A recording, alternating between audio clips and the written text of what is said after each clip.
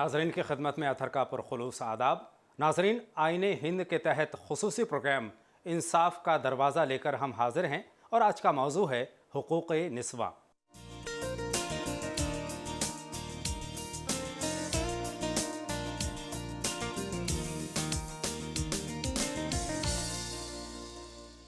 नाजरीन, इस्लाम की आमद से कबल अरब ममालिक में बच्चियों को ज़िंदा दफन कर दिया जाता था।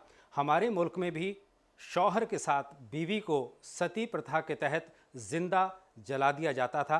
और अगर दौरे हाजिर की बात करें तो दौरे हाजिर में दहेज की लानत आज हमारे साथ है। दहेज के सिलसिले में मुख्तलिफ़ किस्म के जुल्म व तशद्दुद का ख़वातीन को सामना करना पड़ता है। इसके अलावा घर से लेकर दफ्तर तक मुख्तलिफ़ किस्म के जुल्मों का शिकार होना पड़ता है ख़ातून को। नाज़रीन, हद तो ये है कि आज बच्ची को हमल में ही ख़त्म कर दिया जाता है।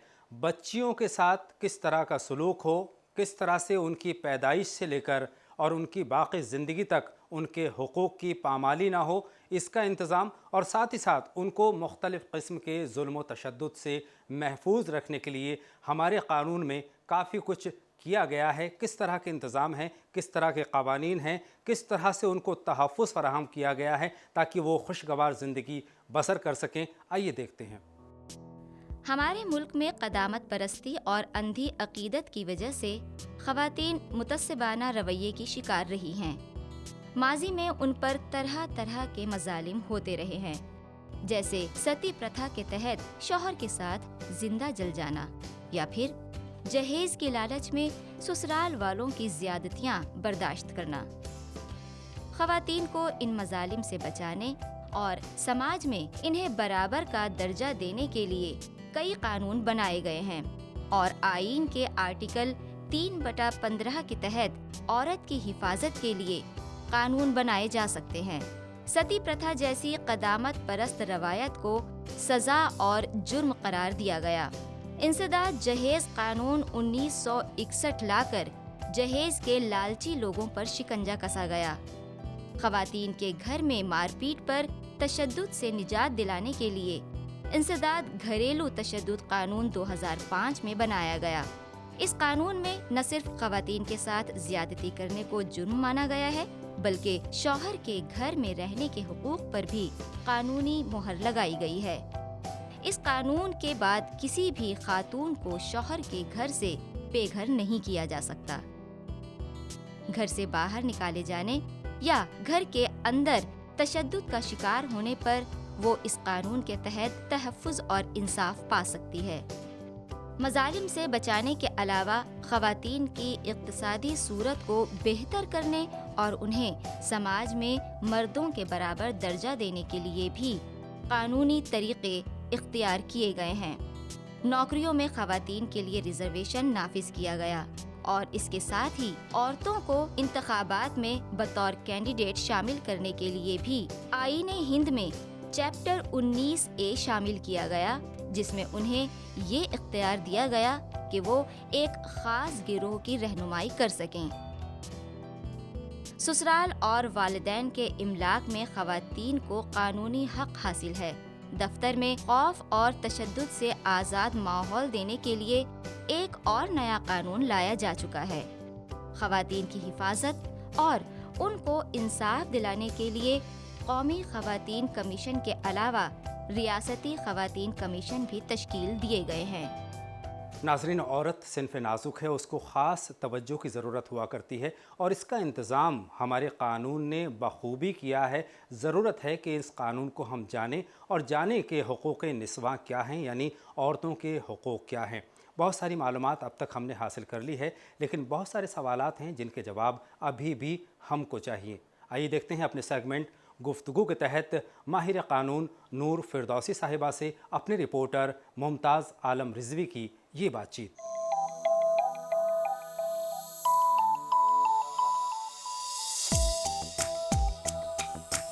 नादरीन, हम आज बात कर रहे हैं ख़वातीन के हुकूक़ पर और हमसे बात करने के लिए इस वक्त मौजूद हैं एडवोकेट फ़िरदौसी साहिबा आपका खैर मकदम है। और पहला सवाल मैं आपसे ये करना चाहूँगा कि ख़वातीन के बुनियादी हुकूक़ क्या हैं? और जैसा कि आजकल हम देखते हैं कि औरतों के साथ जुल्म किया जा रहा है, उनके साथ ज़्यादती हो रही है, उनका इस्तेसाल हो रहा है, इसको रोकने के लिए जो आइन में कुछ क़वानीन बनाए हैं, वो क़वानीन क्या हैं? देखिए, हिंदुस्तान में बहुत सारे लॉज हैं और वो बहुत डाइवर्स फील्ड में हैं। कुछ इम्पॉर्टेंट कानून हैं जिनकी मैं बात करूंगी, जो आम जिंदगी में बहुत ज़्यादा लोगों के फ़ायदे की बात हो सकती है, जिसमें कि हर औरत को पता होना चाहिए कि उसके राइट्स क्या हैं। बहुत ज़्यादा देखते हैं कि मैट्रिमोनियल डिस्प्यूट्स बहुत ज़्यादा हैं और इसके अलावा उसके लिए वो किस तरह की अदालतों में जा सकती हैं और उनको किस तरह के फ़ायदे हो सकते हैं। इसमें हिंदू मैरिज एक्ट है, dissolution of Muslim marriage act है, इस तरह से क्रिश्चियंस के ऊपर भी के भी एक्ट्स है और मैरिज से रिलेटेड और डिवोर्स से रिलेटेड एक्ट्स है। सती सिस्टम था तो उसकी प्रिवेंशन के लिए भी एक एक्ट है और चाइल्ड मैरिज एक्ट है, prohibition of child marriage act है। इस तरह से बहुत सारे कानून हैं जिसके तहत औरतें अपने हुकूक को हासिल कर सकती हैं। ख़वातीन के तहफ़्फ़ुज़ के लिए हुकूमत इक़दामात करती रहती है और अभी नया कानून बनाया है जो डोमेस्टिक वायलेंस के नाम से, तो ये क्या है और इसका इस्तेमाल कैसे किया जा सकता है? डोमेस्टिक वायलेंस एक बड़ा अच्छा एक्ट है और ख़ुद अपने आप में बहुत सारी चीज़ें औरतों को दे देता है, तो ज़रूरत नहीं है औरतों को कि कहीं और भी दावे फाइल करें। सपोज़ कई बार ऐसा होता है कि औरत ने कोई मेंटेनेंस पिटीशन डाली है 125 CRPC में कि हमें मेंटेनेंस मिले, तो अगर वो डोमेस्टिक वायलेंस में करती है तो वहाँ वो मेंटेनेंस भी क्लेम कर सकती है, वो मेडिकल ग्राउंड पे भी वो पैसा ले सकती है, वो रेजिडेंशियल अकोमोडेशन भी ले सकती है। तो ये अपने आप में एक कंप्लीट एक्ट है। इसके तहत क्या होता है कि सपोज़ कि कोई औरत है, उसने कोई कंप्लेंट फाइल की अपने हस्बैंड के अगेंस्ट कि उसको मारता है, पीटता है या दहेज के लिए कोई प्रॉब्लम है या जो भी है, तो उसमें उसको एक प्रोटेक्शन ऑफिसर कोर्ट देता है। प्रोटेक्शन ऑफिसर उसको विज़िट करती है, उसको मिलती है दोनों को, और वो एक रिपोर्ट फाइल करती है। प्रोटेक्शन ऑफिसर उसके बिना पे इंजंक्शन ऑर्डर्स भी लिए जा सकते हैं। सपोज़ करिए कोई औरत है, वो ये कहती है कि मेरा हस्बैंड मुझे सही से जीने नहीं देता और मुझे उसी घर में बहुत मारा पीटा जाता है, तो मैं ये चाहती हूँ कि अपने ही घर में मुझे एक कमरा अलग दे दिया जाए जिसमें मैं सुकून से ज़िंदगी गुजार सकूं, तो वो ऑर्डर भी लिए जा सकते हैं इस एक्ट के थ्रू। आपने एक्ट की बात की, यकीनन वो एक्ट हैं, लेकिन हुकूमत की जानिब से क्या इक़दामात किए जा रहे हैं कि ख़वातीन अपना तहफ़्फ़ुज़ कर सकें? देखिए, सवाल का जवाब ये है कि लॉज तो बहुत ज़्यादा हैं और अवेयरनेस भी आजकल बहुत ज़्यादा होती जा रही है लोगों में, लेकिन उसका एग्जीक्यूशन इतना ज़्यादा अच्छा नहीं है। अभी आपने रिसेंटली देखा होगा, बड़ा प्रोटेस्ट हुआ है फ़िज़िकल वायलेंस को लेके, काफ़ी मीडिया में ये बातें उछली हैं और बड़े ग्रुप डिस्कशंस होते रहे हैं टीवी पे, और उसके बारे में कि उम्र क्या होना चाहिए औरत की और मर्द की शादी के लिए, वो भी बढ़ाया गया है अभी रिसेंटली। तो इसमें बहुत सारी चीज़ें हैं, अवेयरनेस है लोगों के अंदर, लेकिन उनका एग्जीक्यूशन नहीं है। हम देखते हैं कि हुकूमत ने जो इक़दामात किए हैं उनमें एक ये कदम है कि ख़वातीन कमीशन भी कायम किए गए, तो क्या इसका कोई फ़ायदा है या इसका कोई फ़ायदा उठाया जा रहा है? आपको क्या लगता है? जैसे आप सवाल कर रहे हैं कि बहुत सारे कमीशंस हैं, मैंने आपको अभी कहा कि जैसे नेशनल कमीशन फॉर वुमेन है, ये भी एक ऐसा कमीशन है जो औरतों के हुकूक़ के लिए लड़ता है, औरतों को बहुत ज़्यादा हेल्प करता है और औरतें वहाँ जाके अपनी कंप्लेंट्स करती हैं। हर एक एरिया में एक विमेन सेल होता है जहाँ पे कि ऐसी औरत जिसके ऊपर कोई ऐसा होता है, जैसे उसका हस्बैंड उसको परेशान करता है, शराब पी के आता है या उसको मारता है या बच्चों को ठीक से नहीं रखता है, जो भी इस तरह के मसले होते हैं, वो उन पर्टिकुलर सेल्स में लिए जाते हैं और उनकी सुनवाई होती है, जैसे कोर्ट की सुनवाई होती है। और मोस्टली ये कोशिश करी जाती है उन वुमेन सेल्स में कि दोनों पार्टीज़ को बुलाया जाए और उनको समझाया जाए, तो कई बार मसले सॉल्व हो जाते हैं, और नहीं होते तो दोबारा वो कोर्ट में भी दावे फाइल किए जाते हैं। फ़िरदौसी साहिबा, एक बहुत अहम सवाल जो आज भी दिल को छू जाता है कि ख़वातीन जो हैं वो मजबूर होती हैं रहम मादर में अपनी बच्ची का कत्ल करने के लिए, वो भी एक मसला है। उससे जहाँ एक तरफ ये कि नई नस्ल जो लड़कियों की खेप वो नहीं आ पाती, दूसरा ये कि औरतों के साथ भी ये इस्तेसाल है, जुल्म है एक किस्म का, तो इसको रोकने के लिए क्या कानून है? देखिए, इसके अंदर गवर्नमेंट बड़ा अच्छे स्टैंड्स ले रही है और आपने जगह जगह देखा होगा होर्डिंग्स पे लिखा है कि सेव गर्ल चाइल्ड। इसके अलावा गवर्नमेंट की कुछ स्कीम भी हैं, जैसे एक आपने देखा होगा होर्डिंग्स में वो लाडली का भी है कि अगर आपका कोई गर्ल चाइल्ड पैदा हुआ है तो आप जाके रजिस्टर कराइए और वो उनको एक प्राइमरी एजुकेशन देंगे या जो भी स्कॉलरशिप है वो है। तो लड़कियों के लिए को बचाने के लिए, टू सेव गर्ल चाइल्ड, इस तरह के गवर्नमेंट के बहुत ज़्यादा एफ़र्ट्स हैं। अच्छा, जहाँ तक एबॉर्शन की बात है कि हॉस्पिटल्स में होता है, वो सब बहुत इलीगल है, लेकिन वही बात है कि कौन इस बात को वहाँ कंप्लेंट्स पहुँचाए, या कुछ उसमें कमी हॉस्पिटल मैनेजमेंट की भी होती है, और कुछ कमी उन लोगों की भी होती है जो परेशान होते हैं, शायद पुलिस तक वो पहुंच नहीं पाते, उनको एक सही तरीक़ा नहीं मिलता, या वो किसी भी डर और खौफ की वजह से पुलिस तक इन कंप्लेंट्स को नहीं पहुंचा पाते, या गवर्नमेंट तक या कोर्ट तक इन बातों को नहीं पहुंचा पाते, या पहुंचती भी हैं तो उनको दबा दिया जाता है वो। लेकिन ये सारे लॉज हैं, अगर कुछ ऐसा होता है तो वुमेन औरत को पूरा हक़ है कि वो जाके किसी भी फोरम के सामने इन कंप्लेंट्स को फ़ाइल कर सकती है, पुलिस को से मदद ले सकती है, हॉस्पिटल को ब्लेम कर सकती है, हॉस्पिटल के ऊपर दावा कर सकती है, और उन लोगों के ऊपर जो अबॉर्शन के लिए आते हैं और उनके ख़िलाफ़ भी एक्शन लिया जाएगा, और जो डॉक्टर्स इन चीज़ों को अप्रिशिएट करते हैं उनके अगेंस्ट भी एक्शन लिया जा सकता है।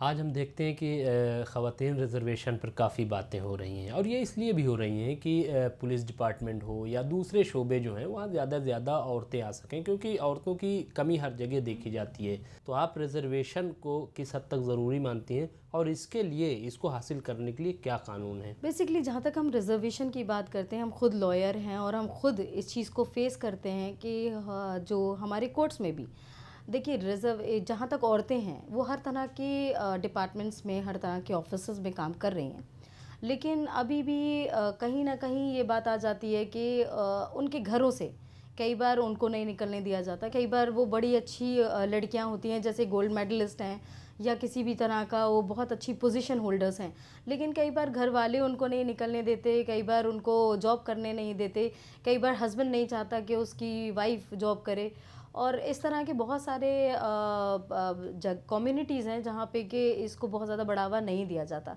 तो जहाँ तक 33% रिजर्वेशन का है, तो मुझे लगता है कि अगर ये रिजर्वेशन होगा तो कई सारे जगहों पे जहाँ पे कि औरतों को नहीं मिलता काम करने के लिए, तो उनको एक स्टेशन मिल जाएगा कि वो अपने आप को प्रूव कर पाएँ। एक सवाल और, बराबरी का सवाल। आइन में ऐसा कहा जाता है कि औरतों को मर्द के बराबर के हुकूक मिले हैं, लेकिन अमली ज़िंदगी में हम इसे नहीं देखते।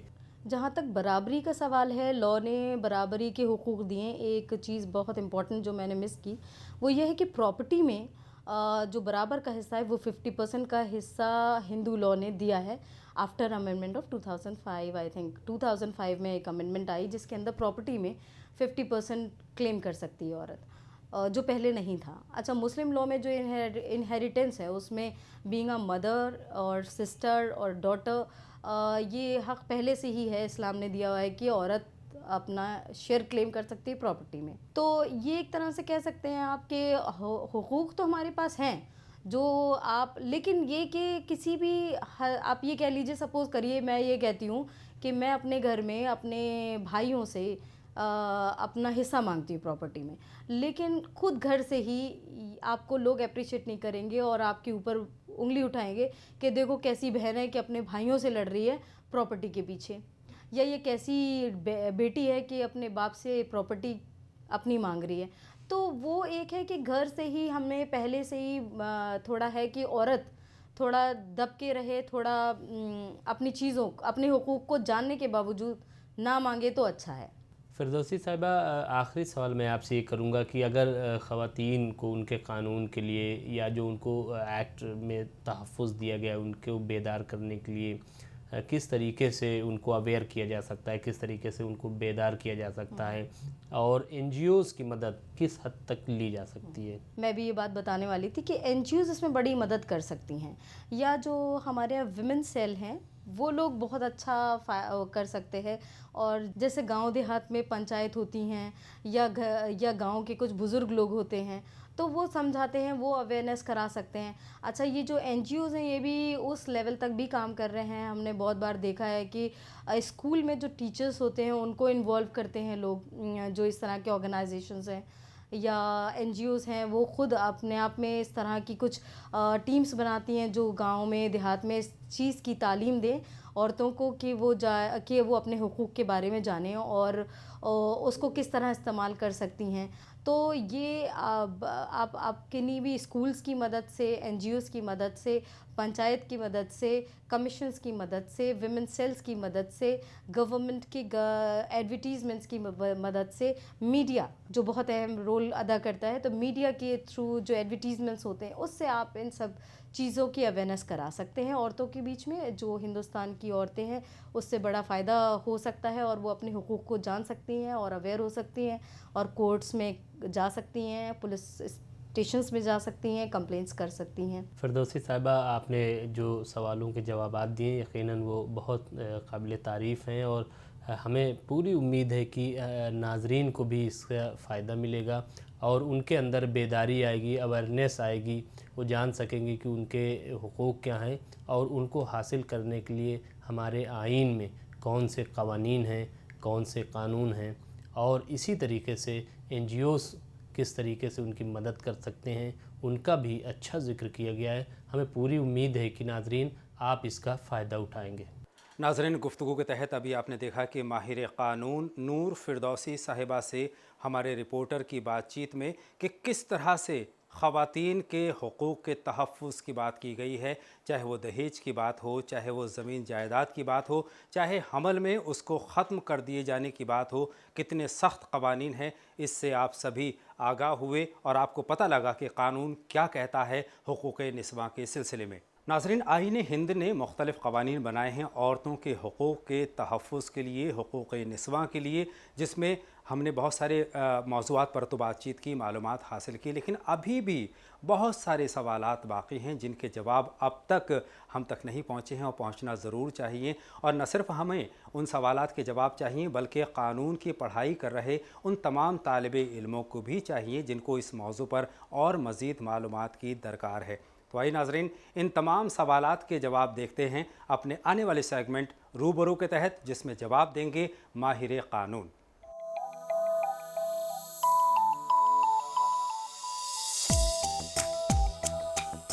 मेरा सवाल है कि क्या औरतों की हक़ की लड़ाई क्या वुमेंस लॉयर ही ज़्यादा अच्छी तरह से लड़ सकती हैं? कानून की किसी भी किस्म की लड़ाई, किसी भी हक़ के लिए कोई भी वकील, एक वकील अपने आप में एक मुकम्मल वकील होता है और कानून की पढ़ाई करने के बाद ही वो इस बात का अहल होता है कि कानून की लड़ाई कोर्ट्स के अंदर लड़े। वकील के लिए ये ज़रूरी नहीं है कि औरतों के हुकूक़ की लड़ाई कोई औरत ही लड़ेगी या मर्दों के हुकूक़ की लड़ाई कोई मर्द वकील ही लड़ेगा।